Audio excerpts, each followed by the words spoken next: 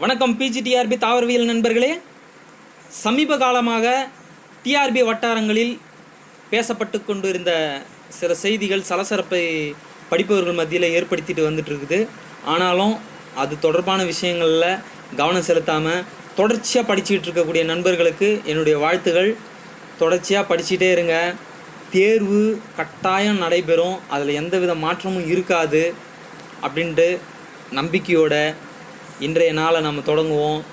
ஏற்கனவே PGTRB தாவரவியலில் அழகு 2 பகுதியில் தாவர நோயில் பற்றி 2 வீடியோக்கள் போட்டிருந்தேன். அந்த 2 வீடியோக்களும் தவறாமல் கண்டிப்பாக பாருங்கள். தேர்வு நோக்கில் தயார் செய்யக்கூடிய நண்பர்களுக்கு மிகவும் பயனுள்ளதாக இருக்கும். அதே தேர்வு நோக்கிலேயே TRB கேட்கக்கூடிய தரத்தில் தயார் செய்யப்பட்டிருக்கக்கூடிய நுண்ணுயிரியல் பகுதியிலிருந்து தான் இன்றைக்கி நாம் பார்க்க இருக்கோம். வாங்க வீடியோக்குள்ளே போகலாம். இது வரைக்கும் நம்ம சேனலை சப்ஸ்கிரைப் பண்ணாமல் இருந்தீங்கன்னா சப்ஸ்கிரைப் பண்ணிக்கோங்க. அப்போ தான் நான் போடக்கூடிய வீடியோஸ் உங்களுக்கு தொடர்ச்சியாக வரும். 1. செல்மேன் ஆப்ரஹாம் வாக்ஸ்மேன் நுண்ணுயிரிய அறிவியலாளரை பற்றிய குறிப்புகளுள் தவறானது. A. ஸ்ட்ரெப்டோமைசின் எதிர்ப்பொருளை கண்டறிந்தார். B. நியோமைசினை உடன் பணியாற்றுபவருடன் இணைந்து பிரித்தெடுத்தார். C. நீரிலுள்ள நுண்ணுயிரிகளில் அதிகப்படியான ஆய்வுகளை மேற்கொண்டார். D. 1952 நோபல் பரிசு பெற்றார். சரியான விடை சி. நீரிலுள்ள நுண்ணுயிரிகளில் அதிகப்படியான ஆய்வுகளை மேற்கொண்டார். 2.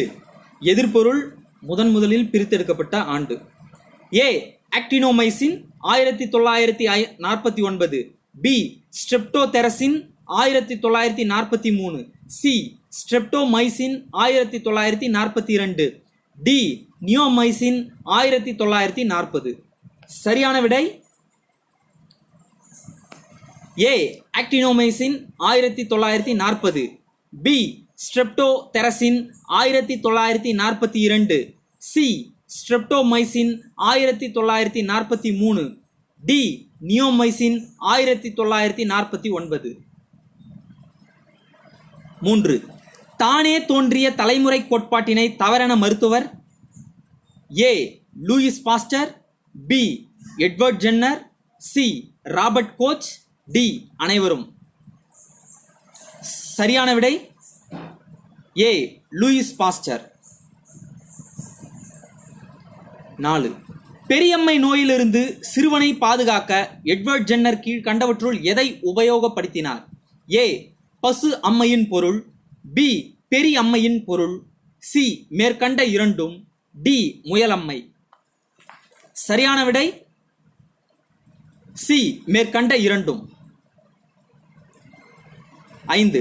ராபர்ட் கோச் தத்துவத்தின் பயன்களை கவனிக்க. 1. நோய் உண்டாக்கும் கிருமிகளை கண்டறிய. 2. நுண்ணுயிரிகளை வகைப்படுத்த. C. ஆய்வுக்கூடத்தில் வளர்க்கப்படும் விலங்குகளின் நோய் தாக்கும் தன்மையையும் அதன் நோய் எதிர்ப்பு சக்திகளையும் அறிய பயன்படுகிறது. A. 1, 2 சரி, 3 தவறு. B. 1 தவறு, 2, 3 சரி. C. அனைத்தும் சரி. D. அனைத்தும் தவறு. சரியான விடை C. அனைத்தும் சரி. 6. ஜீன் நீல்சன் சாயமேற்றும் உத்திகளில் மாற்றத்தை உட்புகுத்தியவர். A. Louis Pasteur. B. Selman Abraham Waksman. C. Jean Nielsen. D. Robert Koch. சரியான விடை D. Robert coach. 7. கீழ்கண்ட எந்த பாக்டீரியா வளர்ந்திருந்த வளர்தளத்தில் பெனிசிலியம் நொட்டேட்டம் பூஞ்சை வளர்ந்திருந்ததை அலெக்சாண்டர் ஃப்ளெமிங் கண்டறிந்தார். A. Lactobacillus sporogenes. B. Staphylococcus aureus. C. Bacillus subtilis. D. Pseudomonas fluorescens. சரியான விடை B. Staphylococcus aureus. 8. மருத்துவ நுண்ணுயிரியலை இணைந்து நிறுவியவர்கள். A. Louis Pasteur, Robert Koch. B. Selman Abraham Waksman, Edward Jenner. Joseph Lister, Robert Koch. Edward Jenner, Joseph Lister.